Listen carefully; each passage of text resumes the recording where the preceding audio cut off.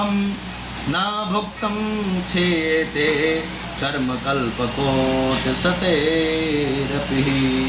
भगवान कहते हैं कर्म को तो स्वयं भोगना पड़ता है। भोक्तव्यम कृतम कर्म, कर्म को तो स्वयं भोगना पड़ता है। और अन्नदान न देने से दारिद्र्य होता है, दारिद्र्य होने से पाप करता है और उस पाप के प्रभाव से वो नरक में जाता है। जो जीव दान नहीं देता है, किसी को मानता नहीं है, किसी की बात को नहीं मानता, प्राण की बात नहीं मानता, गौ ब्राह्मण की बात नहीं मानता, वो किसी की बात नहीं मानता, मनमानी करता है कि इन सब की बात से क्या होता है। लेकिन भगवान तो सर्वत्र हैं, हर जगह हैं और उसके कर्मों का फल अवश्य भोगना ही पड़ता है। ऐसा नहीं है कि अब मैं अपने जीवन में खूब भोग विलास कर लिया, अब कुछ नहीं होगा, क्योंकि आत्मा अमर है। ये जो श्वास है, शरीर में श्वास चलता है, ये पंच प्राण है और ये पंच प्राण जो है भगवान की ही प्रकाश है, जो भगवान की कृपा से जीव को प्राप्त होता है। इसलिए आत्मा का कभी विनाश नहीं होता है, आत्मा कभी मरती नहीं है। इसलिए दुख कर्म का फल अवश्य भोगना ही पड़ेगा। इसलिए इसको मान करके अपने कर्तव्य का पालन करना चाहिए, अपने उस कर्तव्य के पथ को निभाना चाहिए और अच्छे प्रकार से घर में रहना चाहिए। श्री सूत जी महाराज कहते हैं कि हे ऋषियों, गरुड़ जी महाराज को भगवान बहुत सुंदर बात बताते हैं और वो गरुड़ के लिए नहीं, गरुड़ जी महाराज इन सभी मनुष्यों के लिए, मृत्यु लोक में जितने भी मनुष्य हैं, जीव हैं, जीवों के कल्याण के लिए भगवान से बात पूछते हैं। इसलिए गरुड़ पुराण की ये पावन कथा जीते जी सुनना चाहिए। जब जीवन रहे उसी में गरुड़ पुराण को सुनना चाहिए, पढ़ना चाहिए, तभी तो हम जान पाएंगे कि हमारा धर्म क्या है, हमारे धर्म में क्या लिखा है, हमें कैसे रहना चाहिए, कैसे हम जान पाएंगे। भगवान कहते हैं मानो अपने उद्धार के लिए अनेक प्रकार की चीज़ें बताई गई हैं, शास्त्रों में अनेक प्रकार की चीज़ें भरी हुई हैं कि मनुष्य का जीवन, मनुष्य का उद्धार कैसे हो। जो तालाब में डूब के मर जाते हैं, जो रस्सी लगा करके फांसी लगा के मर जाते हैं, जो पेड़ से गिर के कूद के मर जाते हैं, जिसका एक्सीडेंट हो जाता है, इन सब का उद्धार कैसे होता है। सब प्राणी का उद्धार होता है। शास्त्रों में अनेक प्रकार का वर्णन है, अनेक प्रकार से बताया गया है इनका उद्धार कैसे होता है। उस कर्म को अनेक प्रकार से करना चाहिए। भगवान नारायण बलि की परम पावन पूजा करके जीव उद्धार हो सकता है। उस कर्म को अच्छे प्रकार से करना चाहिए। भगवान नारायण के ही नाम से उस जीव की पुनः दोबारा दाह संस्कार कर्म करके ब्राह्मण के द्वारा और उसका पूजन यजन करके उस आत्मा का उद्धार हो जाता है। आत्मा पवित्र पावन होकर के भगवत धाम को जाती है। नारायण बलि भगवान नारायण के ही नाम से उसका पूजा होता है। जो इन प्रकार से अनेक प्रकार से कष्ट पा करके जाते हैं उनका उद्धार इसी प्रकार होता है। गरुड़ जी महाराज, श्री सूत जी महाराज कहते हैं भगवान की माया में बंधा हुआ जीव अनेक प्रकार के शुभाशुभ अशुभ कर्मों को भोगता है और हे गरुड़, अपने किए हुए शुभाशुभ कर्म अवश्य भोगने पड़ते हैं। वो कोई और नहीं भोगता है। अनेक कल्प व्यतीत हो जाते हैं, फिर भी बिना भोगे कर्मों का नाश नहीं होता है, उसको भोगना ही पड़ता है। वो इस कल्प में चाहे अगले कल्प में या 10 कल्प के बाद कभी न कभी उस कर्म को भोगना ही पड़ेगा। श्री सूत जी महाराज कहते हैं कि ऋषियों, इस प्रकार भगवान गरुड़ जी भगवान नारायण गरुड़ को ये पावन कथा सुना रहे हैं। 6वें अध्याय में भगवान कहते हैं कि गरुड़ कहते हैं भगवान कथमुत्पद्यते मातुर्जठरे नरकागतः गर्भाद दुःखं यदि भृंगेत तन्मे कथया केशव। हे भगवान, हे नारायण, स्त्री पुंसोस्तु प्रांगेन रुद्रे शुक्रशोणिते यथा वयं जायते मृत्युस्तथा भक्षामयं तव ऋतुमध्ये पापनां देहोत्पत्ति प्रजायते इंद्रस्य ब्रह्मत्यास्य यस्मिन् तस्मिन् दिन यत्र ते प्रथमे हानि चंडाले द्वितीये ब्रह्मघातनी तृतीये रजकी होता नरकागता मातरः। गरुड़ जी बोले, हे भगवान, नरक में आया हुआ जीव माता के उदर में किस प्रकार उत्पन्न होता है और गर्भाध दुख को कैसे भोगता है, वो सब मैं सुनना चाहता हूँ, मुझे विस्तार पूर्वक बताइए। अब गरुड़ जी महाराज पूछ रहे हैं कि जीव की उत्पत्ति कैसे होती है, कैसे वो माता के गर्भ में आता है। भगवान विष्णु कहते हैं कि हे गरुड़, स्त्री पुरुष का संगम करने से स्त्री का रुधिर और पुरुष का वीर दोनों एकत्र होकर के गर्भ में स्थित होते हैं। वह जीव जिस तरह जन्म लेता है, अब मैं तुमसे कहता हूँ, ध्यान से सुनो। स्त्री के ऋतु मध्य में पापी पुरुष के शरीर की उत्पत्ति होती है। विश्व रूप को मारने से इंद्र को हत्या लगती है। उसका इंद्र से 4 भाग कर पृथ्वी जल वृक्ष और स्त्रियों को कर्म से दिया गया। स्त्रियों में ऋतु आने से पुत्राद की उत्पत्ति होती है। अनेक 16 संस्कार, 16 संस्कार हैं। पहला संस्कार ही गर्भाधान संस्कार है और इस कारण 3 दिन स्त्रियां पवित्र रहती हैं। ऋतुकाल में प्रथम दिन स्त्री चांडाली, दूसरे में ब्रह्मघाती, कृषि में तुल्य स्त्री धोबी के समान होती है। इन 3 स्थानों में नरक से आए हुए जीव उत्पन्न होते हैं। ईश्वर से प्रेरित हुए कर्मों से शरीर धारण पुरुष के वीर बिंदु और आश्रय से स्त्री के उदर में जीव प्रवेश करता है। अच्छा, भगवान कहते हैं पुत्र हो या पुत्री हो सब भगवान की कृपा से प्राप्त होते हैं। पुराणों में उसका वर्णन किया गया है। 16 प्रकार के संस्कार हैं। संस्कारों के अनुसार अगर हमारा जीवन चले तो कभी जीवन में दुख आने वाला नहीं है। मनुष्य के ही जीवन में हमारा उद्धार हो जाएगा, कल्याण हो जाएगा और हम भगवत प्राप्ति कर लेंगे और जीवन के समस्त पाप नष्ट हो जाएंगे। भगवान कहते हैं कि एक रात्रि के शुक्र षोडश योग से कलक से त्रिदश 5 रात्रि से बुध सदृश और 10 दिन पर बद्री फल के समान कठोर तदांतर मांस पिंड का आकार होकर के योनि के अंदर अंडाकार होता है और 1 महीने के अंदर उस पुत्र का मस्तक बनता है। दूसरे महीने में भुजा आदि अंग की रचना होती है। तीसरे महीने में नख, रोम, हड्डी, चर्म, लिंग, द्वार, 10 द्वार से छिद्र। चतुर्थ महीने में त्वचा, मांस, रुधिर, मेद, मज्जा, अस्थि इन धातुओं की उत्पत्ति होती है क्योंकि ये शरीर 5 तत्वों से बनी हुई है। चित, जल, पाव, गगन, समीरा। और 5वें महीने में क्षुधा तृषा उत्पन्न होती है। 6वें महीने में गर्भ की छिल्ली से आच्छादित होकर के दाहिने कुछ में गर्भ में भ्रमण करने लगता है। भगवान शिव जी महाराज कहते हैं माता के भक्षण किए हुए अन्न जल से ही उस जीव को प्राप्त होता है। इसलिए गर्भ के समय अच्छे प्रकार से अच्छा भोजन करना चाहिए, तीखे भोजन नहीं करना चाहिए क्योंकि उस जीव को प्राप्त होता है। मूत्रादि का स्थान तथा जहाँ अनेक जीवों की उत्पत्ति होती है ऐसे उदर में शयन करता है। वहाँ कृत्रिम जीवों के काटने से उसके सब अंग बहुत दुख प्राप्त करते हैं। वो बारंबार मूर्छित होकर के मूर्छित हो जाता है। माता जो कड़वा, तीक्ष्ण, लावण्य युक्त, रूखा, कशैला आदि भोजन करती है उसके स्पर्श होते से कोमल अंगों को बहुत कष्ट मिलता है। जीव जब गर्भ में रहता है 9 महीने माँ के गर्भ में रहता है। सबसे बड़ा कष्ट तो वहीं पे है, सबसे बड़ा दुख तो वहीं पर है।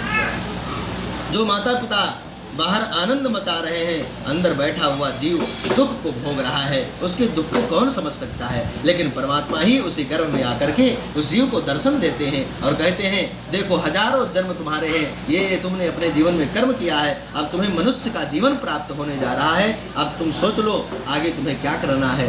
मनुष्य का जीवन तुम्हें इस कर्मों में मिल रहा है क्योंकि तुम्हारे सारे पाप नष्ट हो गए। अब इस नरक को भोग करके मनुष्य का सुंदर स्वरूप जीवन में प्राप्त करोगे। तब जीव कहता है प्रभु इस नरक से हमको बाहर करो और हम जाकर के आपका भजन ही करेंगे और कुछ नहीं करेंगे। भगवान कहते हैं भीतर से तथा ऊपर आज से अंदर गर्भ में रहता है जीव। उस समय उसके पैर ऊपर और सिर नीचे होते हैं। पीठ और ग्रीवा कुंडली के आकार की होती है। वह इधर उधर हिल नहीं सकता। जिस प्रकार से पिंजरे में पक्षी बंद रहता है उसी प्रकार माता के गर्भ में दुख को भोगता रहता है। वहाँ भगवान की कृपा से अपने अनेक जन्मों के अनेक कर्मों को भगवान स्मरण कराते हैं। लंबी श्वास लेता हुआ सुख को प्राप्त नहीं होता है। वो जंतु 7 साधुओं से धातुओं से बंधा हुआ है। भयभीत होकर हाथ जोड़ करके ईश्वर से प्रार्थना करता है। जिस ईश्वर ने उदर में स्थापित किया है उसी ईश्वर की स्तुति करता है। 7वें महीने में ज्ञान प्राप्त होने से भय होने लगा कि मैं इस गर्भ से बाहर जाऊंगा, तब ईश्वर को भूल जाऊंगा। ऐसे व्यापार से कंपायमान उधर से इधर उधर घूमता और एक जगह स्थित नहीं रहता। जैसे विष्ठा में पैदा हुआ जीव 7वें महीने में अत्यंत दुख से वैराग्य युक्त हो जीव ईश्वर की स्तुति करता हुआ कहता है, भगवान से प्रार्थना करता है, हे लक्ष्मी के पति जगदाधार, अशुभ का नाश करने वाले और शुभ को देने वाले, शरणागतों का पालन करने वाले विष्णु की शरण में मैं जाता हूँ। हे प्रभु, हे भगवान, मैं आपसे प्रार्थना करता, भगवान से प्रार्थना करता है कि हे प्रभु, तन्माया मोहितो देहे तथो पुत्र कलत्र के अहम मामाभिमनेन गतो अहम नाथ संसृतम कृतं परिजानस्यार्थे माया कर्म शुभा शुभम एकाकी तेन दुग्धो अहम गतास्ते फलभागिनः। हे भगवान, तुम्हारी माया से मैं भी मोहित देहादि में तथा पुत्र कलत्रादि से इनका और यह मेरे ऐसा अभिमान कर जन्म मरण को प्राप्त होता हूँ। मैंने कुटुंब के लिए शुभाशुभ कर्म किए, वे लोग तो आज खाकर पीकर चले गए, मैं अकेला दुख भोग रहा हूँ। हे भगवान, इस योनि में पृथक हो तुम्हारे चरणों का स्मरण फिर भी ऐसे उपाय करूँगा जिससे मुक्ति को प्राप्त करूँ। भगवान से कहता है गर्भ में से कि हे प्रभु, जब मैं अब जाऊंगा तो केवल आपका भजन करूंगा और इस जीवन में अब मैं आपको ही प्राप्त करूंगा। महादुखी मैं विष्टा तथा मूत्र के कूप में हूँ और जठराग्नि से दग्ध उस उदर में पृथक होने की इच्छा करता हूँ। ऐसे मुझको हे भगवान बाहर कब निकालोगे? हे प्रभु, हे दीनबंधु दीनानाथ, अब मुझे इस बाहर कब निकालोगे? ये जीव हम सब भगवान से प्रार्थना करके आए हैं कि प्रभु अब मैं जाऊँगा तो आपका ही भजन करूँगा। दीनों पर दया करने वाले जिन ईश्वर ने मुझको यह ज्ञान दिया, उन ईश्वर की मैं शरण में जाता हूँ, इसलिए मेरा पुनः जन्म मरण नहीं होना चाहिए। हे भगवान, अब इस जन्म मरण से मेरा उद्धार हो जाए। लेकिन उद्धार तो कब होगा? जब हम भगवान को भजन करेंगे, भगवान को भजेंगे। हे भगवान, मैं इस गर्भ से अलग होने की इच्छा नहीं करता, क्योंकि बाहर जाने से पाप कर्म करने पड़ते हैं जिससे नरकाद प्राप्त होते हैं। इस कारण इस बड़े दुख से व्याप्त हूँ, फिर भी दुख रहित हो आपके चरणों का आश्रय लेकर के मैं संसार में अपना उद्धार अवश्य करूँगा। ऐसा कर्म करूँगा जिससे मेरा उद्धार हो जाए। भगवान कहते हैं कि हे गरुण, इस प्रकार की बुद्धि वाले एवं स्तुति करते हुए 10 माह के ऋतु काल से ऋतु कल्प उस जीव को प्रसूति वायु प्रसव के द्वारा तुरंत नीचे की ओर ढकेल दिया जाता है और इस प्रकार प्रसूति मार्ग से होता हुआ वायु प्रसूति मार्ग के वेग से सहसा नीचे गिराया गया और जीव अत्यंत कठिनाई से बाहर निकलता है। जन्मत मरत दुषा दुख हुई, उस समय वो सांस भी नहीं ले पाता और उसकी स्मृति नष्ट हो जाती। जैसे जीव गर्भ से बाहर आने की होता है, वैसे भगवान उसके सारे जो उसको याद रहता है, ज्ञान रहता है, वो सारा ज्ञान नष्ट हो जाता है, सब कुछ भूल जाता है और गर्भ से अलग विष्ठा मूत्र से स्थित जीव विष्ठा के कीड़ों की तरह चेष्टा करता हुआ ज्ञान रहित हो जाने के कारण जन्म के समय वो रोता है, चिल्लाता है। जब बाहर निकलता है उसको सब प्रकार संसार की स्थिति प्राणी सारे लोग सबको देख करके भय से रोने लगता है। बालक उत्पन्न हुआ और घर के परिवार के लोग खुशी उत्पन्न होता है, खुशियाँ मनाते हैं कि हमारे घर में बालक और बालिका का जन्म हुआ है। पर क्यों रो रहा है, उसका कारण क्या है, ये किसी को नहीं पता है। ये सब जानते हैं बड़ा अच्छा है, बालक खूब रो रहा है, लेकिन बालक तो इसलिए रो रहा है कि वो जितना ज्ञान था उसका सारा ज्ञान नष्ट हो गया, बाहर निकल कर चिल्ला रहा है, रो रहा है। उसको सब संसार के स्थित प्राणी कहते हैं बालक उत्पन्न हुआ। जिस प्रकार बुद्धि गर्भ में रोगादि से शमशान में प्राणादि सुनने से रहती है, वैसी बुद्धि सदा तब बंधन से कौन नहीं छुड़ा सकता। जिस समय वो जीव कर्म भोग के अंदर गर्भ से बाहर होता है, उस समय विष्णु की माया से वो मोहित हो जाता है। गर्भ में जो ज्ञान रहता है वही ज्ञान अगर बाहर रहे तो जीव का उद्धार होने में कोई रोक नहीं सकता है, उसका उद्धार हो जाए। लेकिन बाहर आने से उसके ज्ञान नष्ट हो जाते हैं और भगवान की माया उसको जकड़ लेती है, विवश कर देती है। माया में मोहित होकर के विवश हो जाता है, बोल नहीं पाता, चल नहीं पाता। बाल्यावस्था के बहुत प्रकार के दुख बताए गए। भगवान कहते हैं बाल्यावस्था में बालक को सुख नहीं प्राप्त होता, बाल्यावस्था में बालक को दुख प्राप्त होता है। भगवान कहते हैं कि लड़के की इच्छा को न जानते हुए माता पिता बालक की सेवा करते हैं। बालक को भूख लगे तो रोए और पेट दर्द करता तो होगा, ऐसा विचार करते माता पिता कि उसको औषधि खिलाओ, रोए तो इसको भूख लगी है दूध पिलाओ, ऐसा जानते हैं। बालक रोए ना तो माँ उसको दूध नहीं पिलाती है, बालक की पेट में दर्द हो तो माता समझते हैं भूख लगी है, ऐसा विचार कर उसको दूध पिलाते हैं, दवा देते हैं। वो अज्ञान बस अनेक कर्म बालक के लिए उल्टे सीधे होते हैं, फिर भी वो बोलने की शक्ति नहीं रखता। माता जिसमें खटमल आदि अनेक जीव हैं, ऐसी खटिया पर बालक को सुला देती जिससे बालक दुख पाता है, परंतु उठने से में समर्थ है, बोल नहीं सकता। खटमल जीव अगर काटते भी हैं तो खुजला भी नहीं सकता, शरीर को सहला भी नहीं सकता। दंश मच्छर के द्वारा इत्यादि कीड़े मकोड़े उसको काटे तो कैसे चिल्लाएगा, कैसे बताएगा। जिस बालक ज्ञान रहित होकर होता है वो अनेक दुख भोगता है। जिस प्रकार 5 वर्ष तक बाल्यावस्था के दुख भोग कर वो बड़ा होता है धीरे धीरे, पौड़ा अवस्था में और विद्याध्ययन करने के समय वो भी दुख भोगता है। तदनंतर युवा अवस्था के दुख भोगता है, अनेक तरह के व्यसन में लगा रहता है। फिर जीव फिर नीच पुरुषों का सत्संग करता है, संग करता है और शास्त्र तथा सत्पुरुषों से द्वेष करने लगता है। भगवान कहते हैं, ईश्वर की माया रूपी स्त्री को देख उसके हाव भाव से प्रवेश हो उस स्त्री से ठगाकर महामोह से उस प्रकार गिरता है जैसे पतंगा अग्नि में गिर जाता है, ऐसे जीव माया में लग जाता। घर वाले माता पिता उसको सबका पहचान कराते हैं, तुम्हारे पिता हैं, तुम्हारी माता हैं, ये तुम्हारे बुआ हैं, तुम्हारे फूफा हैं। उसको क्या पता कि मेरा कौन है, पर इस संसार की माया में सबको मोहित करके और सबको बता करके वो उसी में रह जाता है। माता पिता पुत्र परिवार में रह करके सब कुछ भूल जाता है। फिर संसार की माया उसको घेरती है और उसी माया में भगवान को भी भूल जाता है, ईश्वर को भी भूल जाता है। जो ईश्वर से कह करके आया था वो सब भूल गया।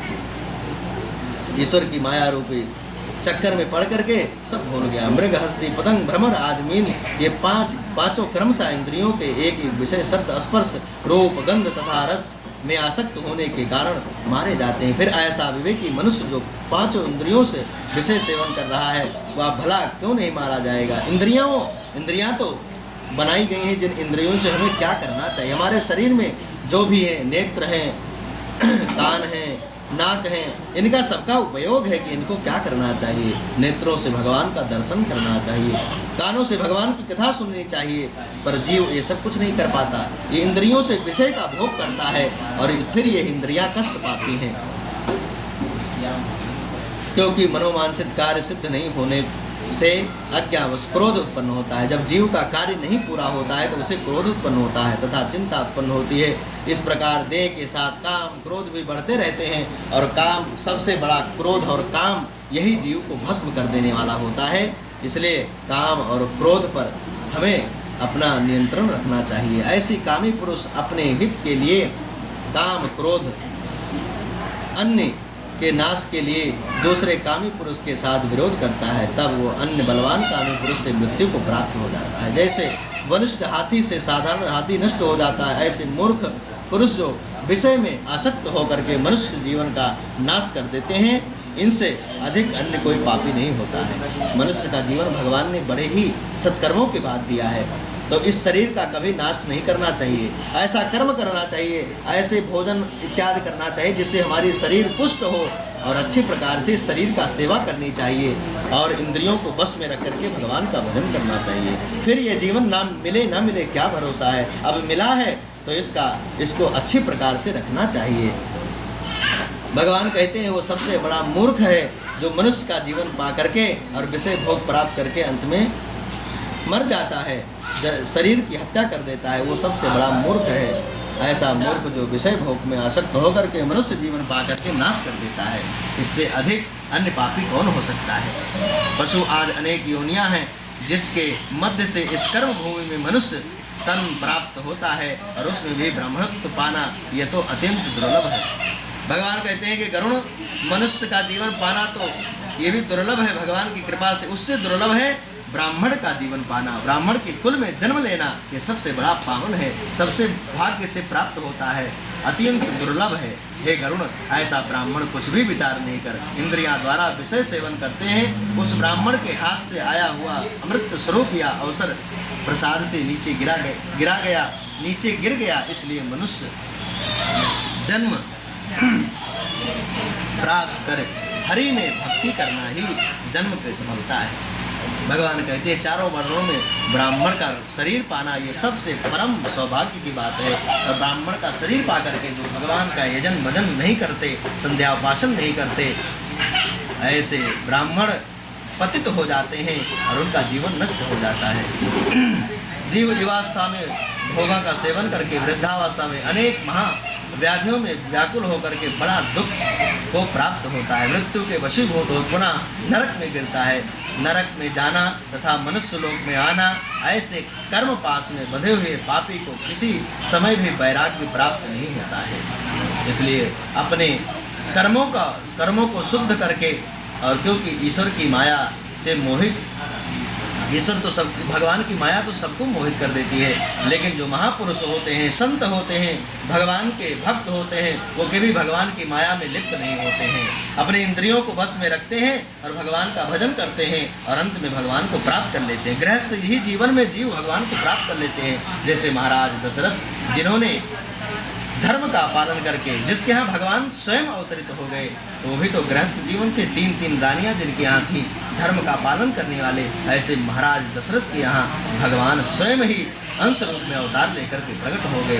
तो मनुष्य अगर धर्म करता है, भगवान को चाहे तो प्रकट करा सकता है, ऐसा उसके अंदर पावर है। भगवान श्री सूत जी महाराज कहते हैं मनुष्य तो कुछ भी कर सकता है, तो ईश्वर की माया से मोहित है। पर हे गरुण, इस संसार में अंत्येष्टि आदि क्रिया जिनकी नहीं हुई, ऐसे पापियों की नरक में होने वाली दुर्गति मैंने तुमसे बताई। इसलिए अंत्येष्टि क्रिया और दशग्रार, त्रयोदशी, ये सब संस्कार विधि पूर्वक करने चाहिए।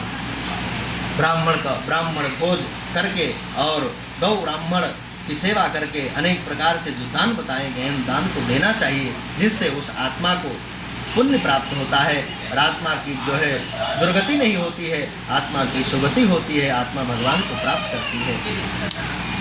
भगवान कहते हैं इस प्रकार होने वाली दुर्गति मैंने तुमसे बताई, अब तुम्हारी क्या इच्छा है सुनने की, वो बताओ। श्री सूत जी महाराज कहते हैं कि गरुड़ जी महाराज से भगवान कहते हैं कि गरुड़ जी अब क्या सुनना चाहते हो।